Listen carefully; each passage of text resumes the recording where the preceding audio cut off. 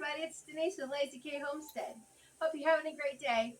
It's December 2nd, so that is day 2 of the countdown to Christmas goodies that I'm doing for Christmas this year. So what we're going to make today is called Christmas crack, and it's my version of Christmas crack. Traditionally you use saltine crackers, and I use something a little bit different. So let me come around there and put my tripod down so you can see what I'm doing. So what I use are pretzel sticks. Now I've used the small little pretzel twist too, but I kind of think I prefer the pretzel sticks. They're easier to work with. Now what you want to do first is you want to have a large cookie tray, and then you line it with nonstick foil. Now this is that Reynolds Easy Nonstick, won't stick to food. So I'm using that. You could also use parchment paper if you wanted to. I did use that one time, but I do prefer the aluminum foil or tin foil. So let's get started on this. This is something that really goes over well with my kids, and I put it in their tins because I always make them goodie tins and give them to them at Christmas time. So what you're going to need is your base, and that for us is a single layer of pretzels or saltines. That's what's traditional. You just lay out your saltines in a single layer, and I've got these pretzel sticks pretty much in a single layer as much as I could. What you're also going to need is a bag of chocolate chips, whatever brand you want to use. I'm using Hershey's Special Dark. You want 1 cup of packed brown sugar. You're going to need some vanilla extract, some salt, 2 sticks of butter, which equals 1 cup, and that's about it. So let me get you over here to the stove for a next step.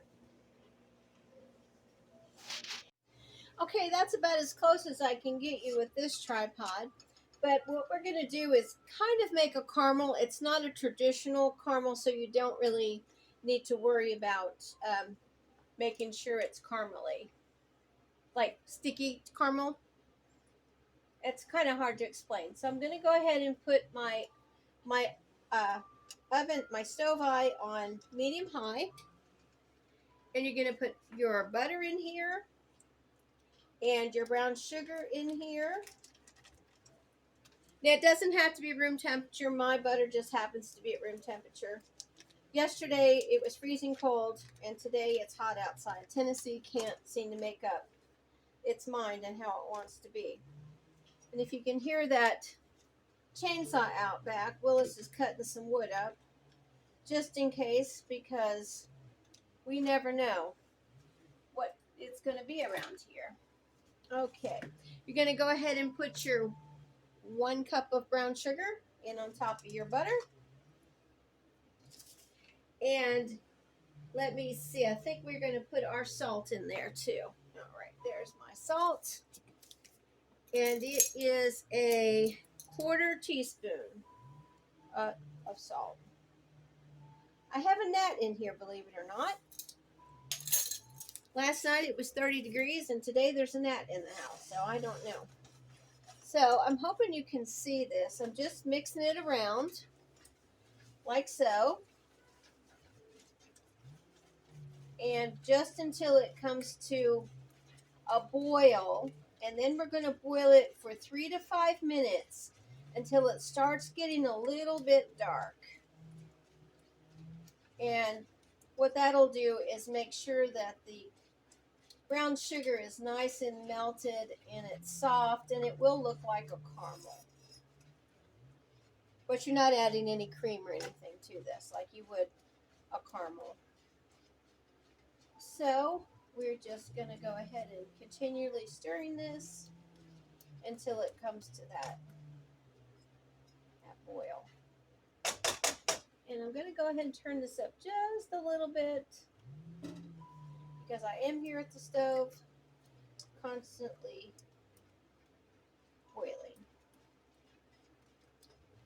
All right, we'll be back in a minute when it comes to that boil. Okay, here we are. I'm going to lift this up so you can see. It's very hot, it's very bubbly, and it has changed to kind of a darker brown. And I'm going to remove it from the heat, turn off my stove, remove it from the heat, right over here. Willis made soup today, so I'm kind of crowded, but I'm so grateful that he did that. He's a good soup maker. And what you're going to now add to this is 1 teaspoon of vanilla. Extract or real vanilla, it doesn't matter. And go ahead and just mix that around in there. Okay. I'm going to go ahead and turn this around so you can see what I'm doing here. We're back at the pretzels. I've got my oven preheated at 400 degrees. And what we're going to do now is we're just going to drizzle, let me do it this way, drizzle this kind of caramely concoction here all over the pretzels. And we are going to put it in the oven at 400 degrees for 5 minutes. This is so good. If you guys have never tried Christmas crab, I think you're going to love it. If you like that salty, sweet kind of combination, this is really good. So let me go ahead and put this in the oven. Make sure that you're careful with this because it is hot. And we will be back in 5 minutes. Okay, 5 minutes is up. Now, I want to caution you, when you do bring this out of the oven, that brown sugar mixture is going to be really bubbly. So I'm going to show that to you so you know what I'm talking about. You see the bubbles there? You're just going to go ahead and put it over here on your counter and make sure it is on a safe, I have a tea towel down. Okay, so there's 2 ways of doing this step, and this is the last step. You can either melt your chocolate in a double boiler and make it liquid, and you pour it on here. But the way that I was taught by a dear friend, Carol, she just went ahead and sprinkled all these chocolate chips right on top, and you just kind of, make them as even as possible. But you're going to have another chance to spread them out. So we're going to put this back in this oven for about 1 minute or until the chocolate is melted. So let me go ahead and put that back in there. Oh, this is such a yummy, yummy candy and such a yummy treat. So we're going to go ahead and wait 1 minute or until it is melted, and I'll be right back. All right, guys, our minute is up on the chocolate melting. And again, be careful because this is very hot. If you have pets or small kids, you probably don't want them in the room with you. Okay, let me go ahead and put my door up on my oven. Turn my oven off. Now, what you're going to do is I use the back of a spatula. You could use a knife or a spoon, whatever you want. And you just go like this and you smear that chocolate all over. Now, if you're using the saltines, you just do this recipe exactly the same way. But see, everything is all movable here. So you can kind of just fix it however you want to.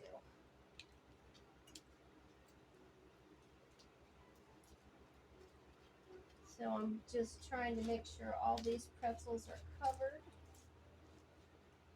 And we're going to let this come to a complete cool. And then we will crack it. And I will show you what I mean about that. And it's so good.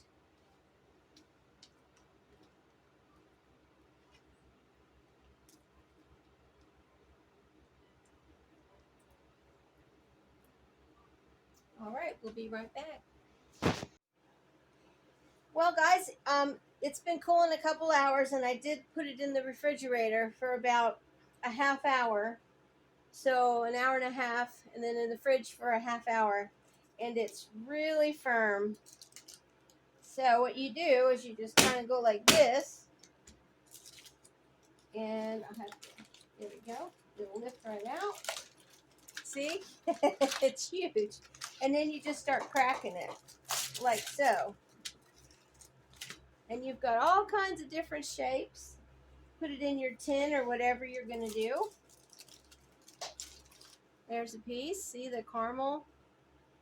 Isn't that nice? Just break it into however many pieces or sizes you want.